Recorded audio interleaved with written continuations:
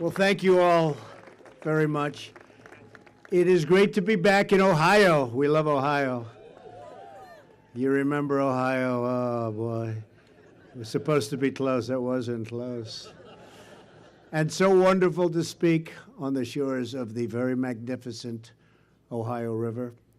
We're here today to talk about rebuilding our nation's infrastructure. Isn't it about time? Spending money all over the world, except here. We don't spend our money here. We spend it all over. And we'll do it using American labor, American energy, American iron, aluminum, and steel.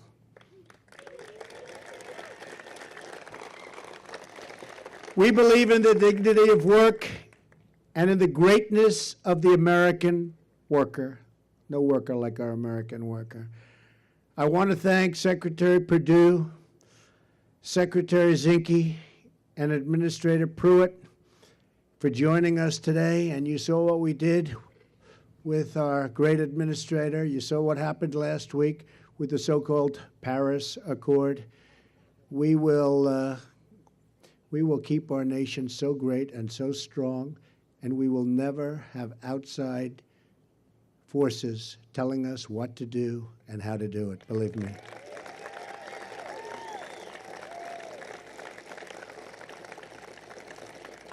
That would have been a huge anchor on our country. I'm also grateful that Governor Matt Bevin, his wife Glenna, and his family could be here, along with Lieutenant Governor Janine Hampton from Kentucky. Great place. Where's Janine? And Lieutenant Governor Mary Taylor from Ohio. Thank you, Mary. Thank you very much.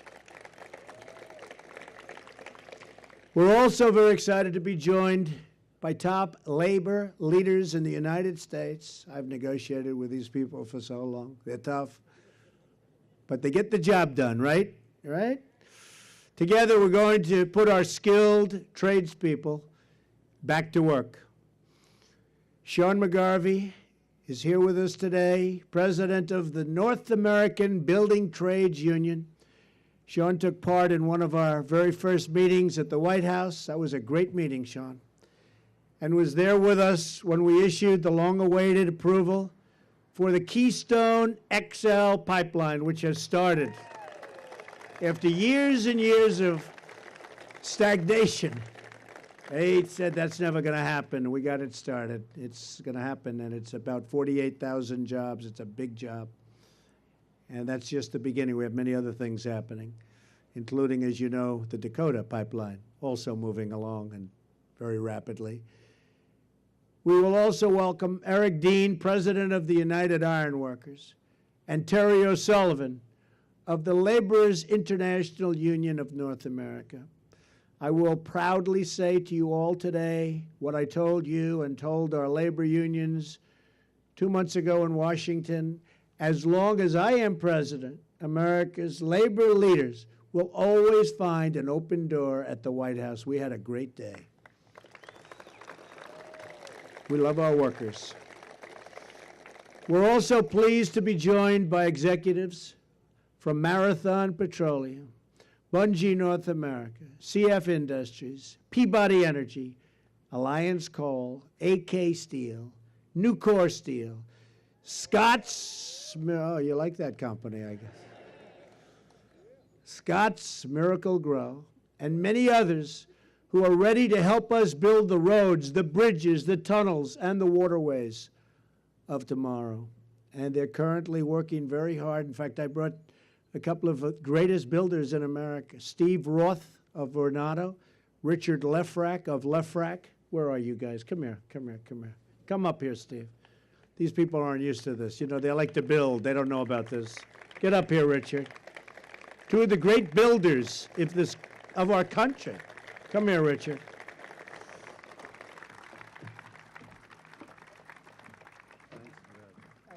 I have to do this. Do you want to say anything, fellas?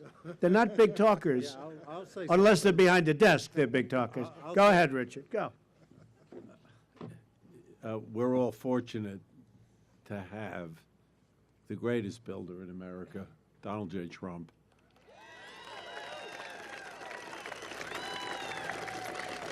standing behind an infrastructure program which America sorely needs and is ready to implement. Donald, President Trump, thank you. Steve, come, say. Huh? No? Come here. Get off the stage, fellas. That's it. Richard, that was a good job. Thank you. These are great builders, and we're watching, and they're looking over our shoulders. Believe me, they don't need the money. They're not doing it for that. I said, make sure it's going to come in on time, under budget, maybe even ahead of schedule. But we say on time, under budget, and they're going to be watching and looking over some of the big jobs that we have planned so it gets done properly, not these jobs that take 14 years to build when they're supposed to be completed in 18 months. You've been hearing about them a little bit, right? That's been the standard. It won't be happening, not in this administration.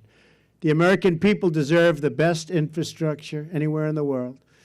We are a nation that created the Panama Canal, the Transcontinental Railroad, and the Internet. If you think about this, the great highway system, the interstate highway system.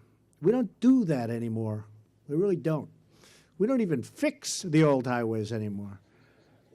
We'll take even fixing them, but we're going to get them going again like they've never been before. These projects not only opened new lanes of commerce, but inspired the immigration and the dreams of millions and millions of people.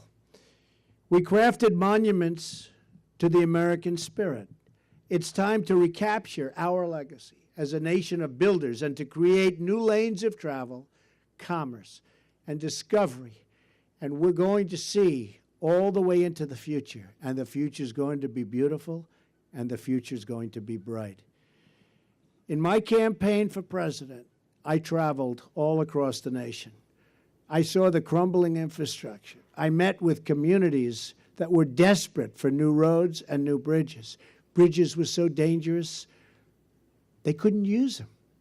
They were worried they'd fall down, and you've seen that happen. And I heard the pleas from the voters who wanted to know why we could rebuild. Foreign countries, my big thing, we build in foreign countries. We spend trillions and trillions of dollars outside of our nation, but we can't build a road, a highway, a tunnel, a bridge in our own nation. And we watch everything falling into disrepair. It's time to rebuild our country, to bring back our jobs, to restore our dreams, and yes, it's time finally to put America first, and that's what I've been doing, if you haven't noticed.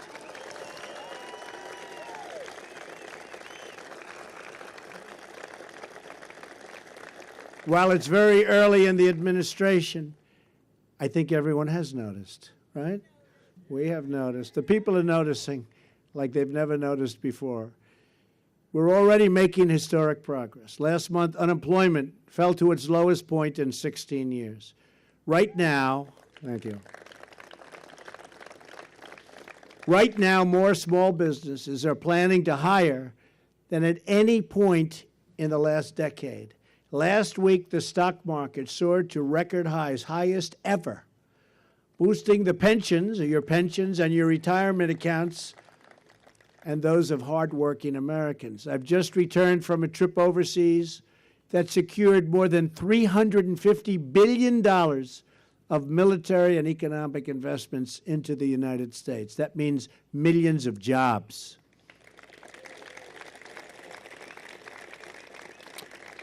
And I want to thank the King of Saudi Arabia, King Salman. Spent a lot of time together, and they're doing a great job. They're going to be doing something very special. You see it with terrorism, the funding of terrorism. It's going to stop. Got to stop the funding of radical Islamic terrorism, and they're going to stop.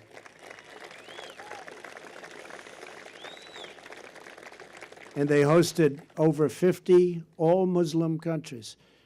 They said there's never been anything like it in our history. In the history of this world, there has never been anything like what took place 2 weeks ago in Saudi Arabia. And I'm very proud to be a part of it. And hopefully that can be the beginning of the end to this horrible, horrible situation that the world is suffering right now called terrorism. We're going to put an end to it, and we have to be very tough, and we have to be very smart, and we have to be very vigilant, and we're going to end it.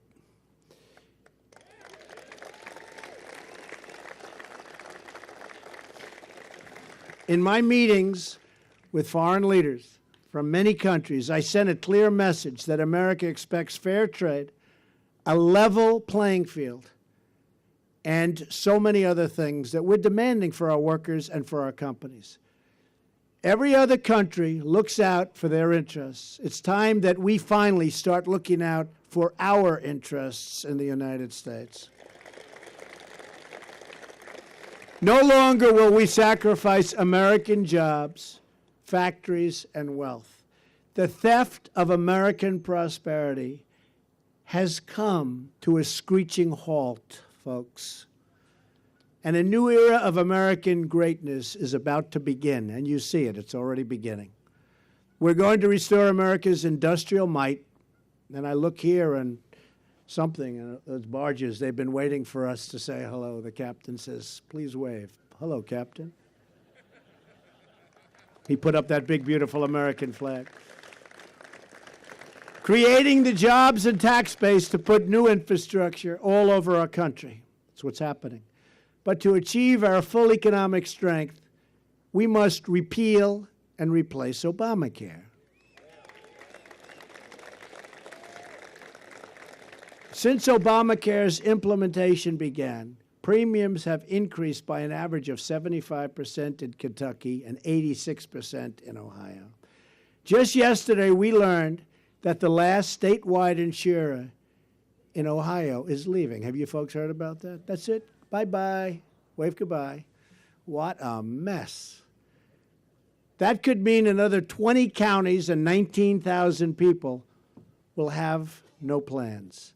The House of Representatives has done, and the House of Representatives has been working, I will tell you, very, very hard. It's done its job in passing along an Obamacare replacement bill. Now it's time for the Senate. Mitch McConnell is working very hard to act and to save Americans from this catastrophic event, because Obamacare is dead. Obamacare was one of the biggest broken promises in the history of politics. Remember, you can keep your doctor, you can keep your plan. Didn't work out that way. You end up paying not to have insurance because it was cheaper. But there's another major promise that Washington has repeatedly broken, and that is the one where we are here today. It's a promise that's gone unheeded, and it's called Restoring America, restoring our country. The promise of a safe, reliable, and modern infrastructure. It hasn't been kept, but we're going to keep it. American lives and livelihoods depend on our action together. That's why I'm calling on all Democrats who honestly have really been obstructionists. Boy, have they tried. I mean, every single thing. On health care, I won't get one vote. Obamacare is crashing. It's dead. It's in a death spiral. As the head of one of the biggest insurance companies said, it's in a death spiral. And we're coming out to do good, not to do bad, to do good. We won't get one Democrat vote. Think of it. They're just obstructionists. Every single thing is obstruction. I don't think, honestly, if I were in that party, I wouldn't be doing it that way. I'd be doing positive things. That's why they lost the House, they lost the Senate, they lost the White House.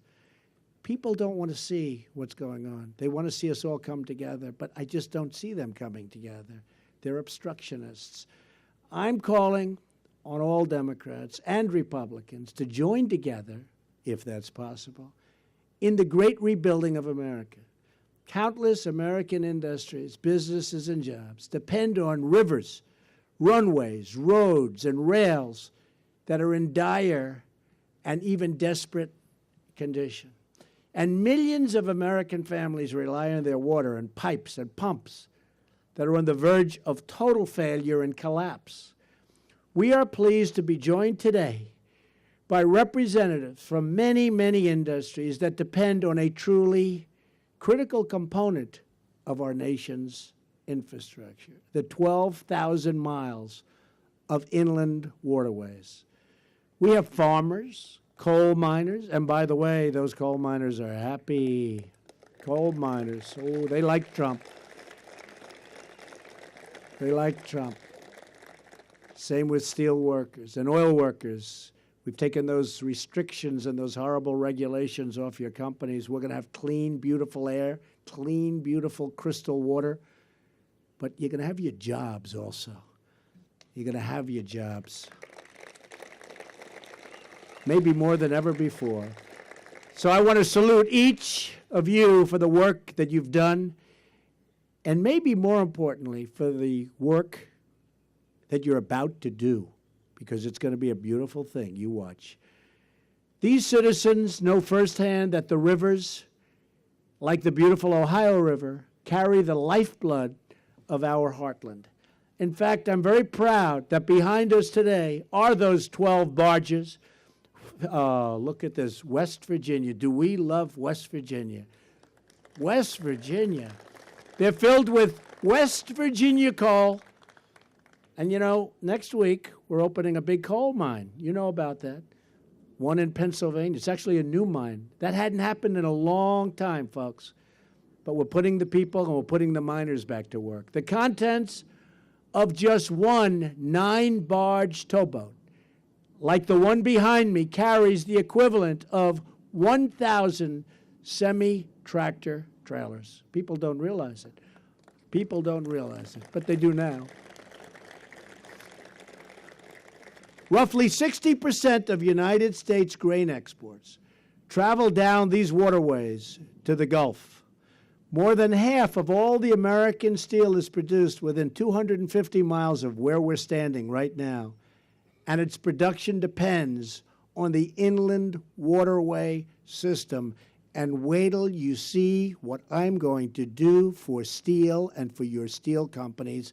We're going to stop the dumping and stop all of these wonderful other countries from coming in and killing our companies and our workers. You'll be seeing that very soon. The steel folks are going to be very happy. Up to 25% of the nation's energy cargo relies on these channels and the refineries along their shores. But these critical corridors of commerce depend on a dilapidated system of locks and dams that is more than half a century old, and their condition, as you know better than anybody, is in very, very bad shape. It continues to decay. Capital improvements of this system, which is so important, have been massively underfunded, and there's an $8.7 billion maintenance backlog that is only getting bigger and getting worse.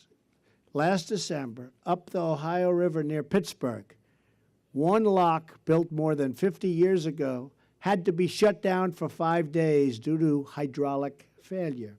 And you know what that means. 5 days means everything comes to a halt.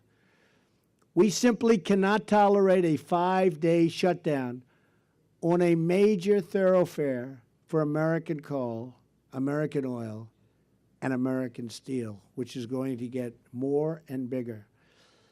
America must have the best, fastest, and most reliable infrastructure anywhere in the world. We cannot accept these conditions any longer. A few years ago, a gate broke from its hinges at the Markland Locks on the Ohio River in Kentucky. It took nearly 5 months to repair. Any of you know about that?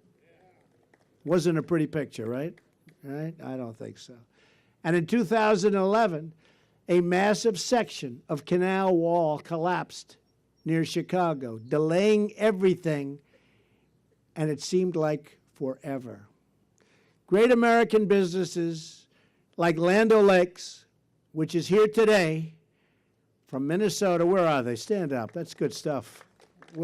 Come on, stand up. Good. Good stuff. Fear that the lock and dam systems they rely on are no longer dependable. I am here with a message for you and for all of the great businesses that are gathered with us, and maybe more importantly, because that's what it's ultimately about, those businesses, workers. Together we will fix it. We will create the first-class infrastructure our country and our people deserve. My new vision for American infrastructure will rebuild our country by generating $1 trillion in infrastructure investment. Our infrastructure program, $1 trillion. You know, as of a few months ago, we spent $6 trillion in the Middle East, along with the death of so many incredible people, and along with all of the other problems that you've been watching every night on television and reading about in the papers. $6 trillion.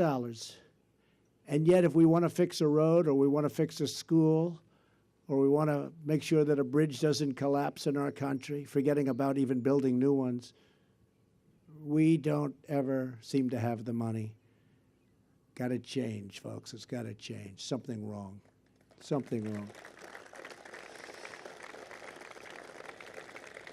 Our infrastructure program will be based on forging new partnerships and demanding new accountability for every federal taxpayer dollar. Under this vision, the federal government will drastically reduce burdensome regulations, which we've already been doing. We have some more to go, but it's going rapidly.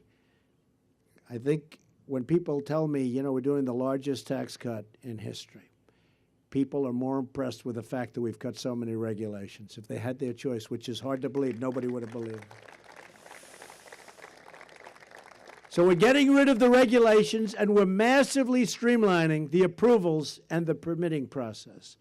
Already my administration has expedited environmental reviews and critical energy projects all across the country. They're getting approved so fast. Thousands and thousands of big jobs, big jobs. I don't mean individual jobs. I'm talking about project-type jobs. Thousands of them are being approved rapidly. And if they're not environmentally sound, they're not going to be approved. But we'll tell them you're not going to get approved. But thousands of jobs are being approved all over the United States. And I'm very proud of it. And Scott Pruitt has been right at the forefront, and he's done an amazing job.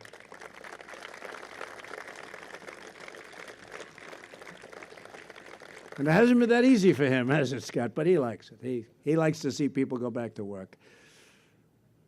And he likes to make sure that the environment is perfect and clean. I want to add that, too.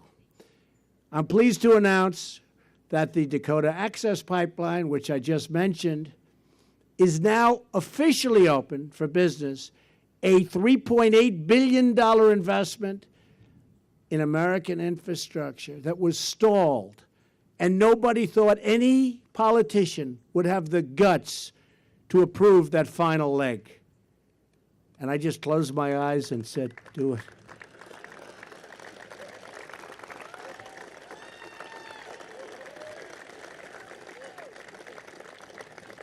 Think of it to a company standpoint. They build this massive pipeline going for miles. Then they have to hook it up a little section, and they're stopped. And I said, that's not fair. And you know, when I approved it, it's up, it's running, it's beautiful, it's great. Everybody's happy. The sun is still shining. The water is clean. But, you know, when I approved it, I thought I'd take a lot of heat, and I took none.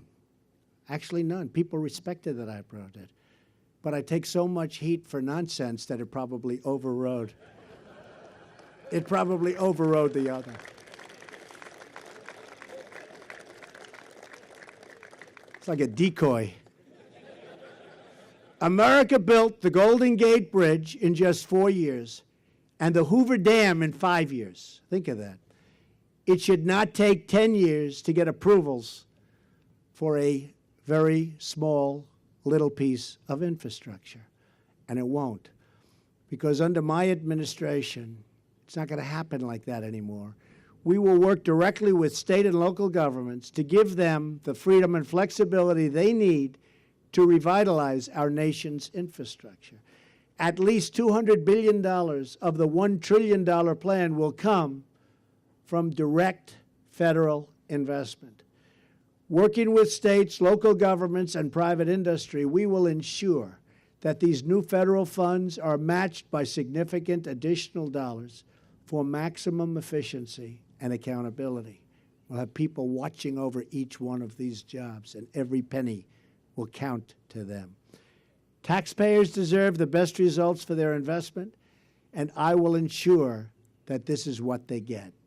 The last administration passed a stimulus package of which only a tiny 7% went to infrastructure, and much of that was just wasted money. You folks up front, you know what I'm talking about. The great infrastructure plan, nobody saw any money. Remember shovel ready, right? Shovel ready wasn't shovel ready. That I can tell you. We're not going to repeat that mistake. That's not going to happen again. Instead, our plan will help states and local governments prioritize their most pressing infrastructure needs, building transformative projects that create a flood of wealth and opportunity to benefit every part of our country, especially rural America. The companies here today are prepared to work with us, and these are great companies today. And you're going to work with us to make sure the right infrastructure gets built and funded quickly, and it's going to be in the right location. Everything about it is going to be right. Businesses like these are ready to invest and create in jobs, but we have been waiting for a responsible partner in the federal government. You've been waiting for a long time. Now you have one.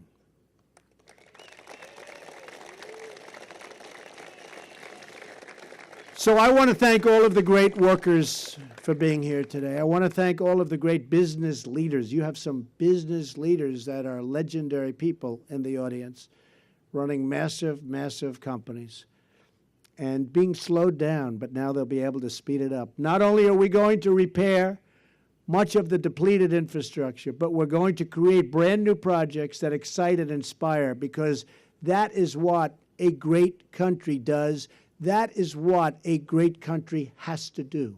America wants to build.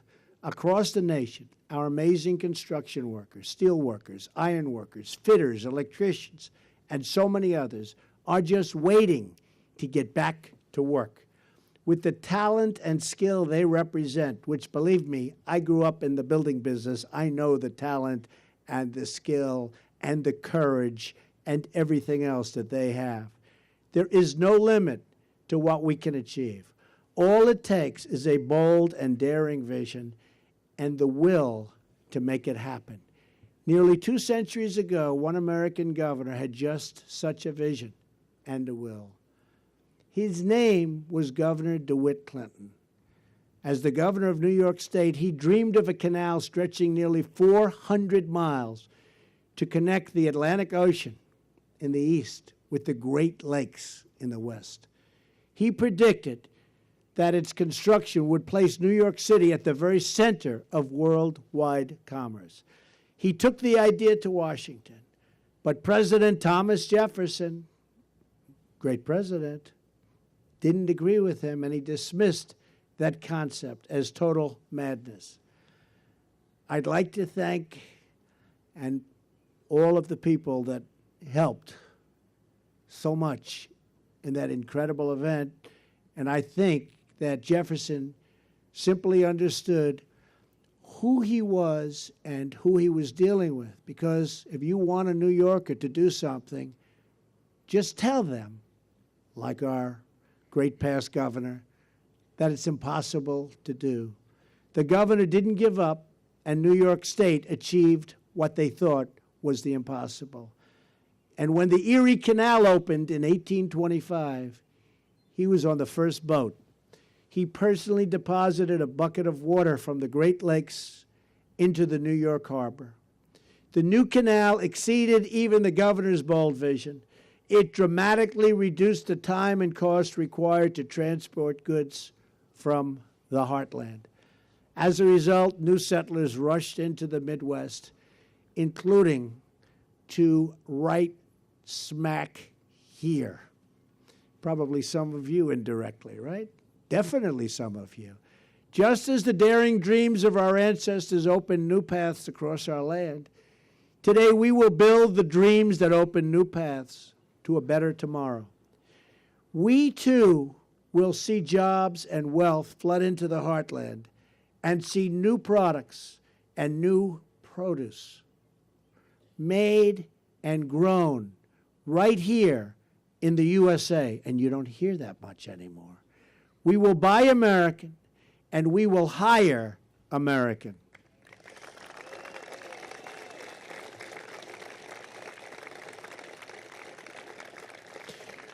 We will not, so importantly, be content to let our nation become a museum of former glories. We will construct incredible new monuments to American grit that inspire wonder for generations and generations to come. We will build because our people want to build and because we need them to build. We will build because our prosperity demands it. And above all, we will build because that is how we make America great again. Thank you. God bless you. Go out there and work. You're going to see some amazing things happen over the next long period of time. Thank you, everyone. It's a great honor to be with you. Thank you.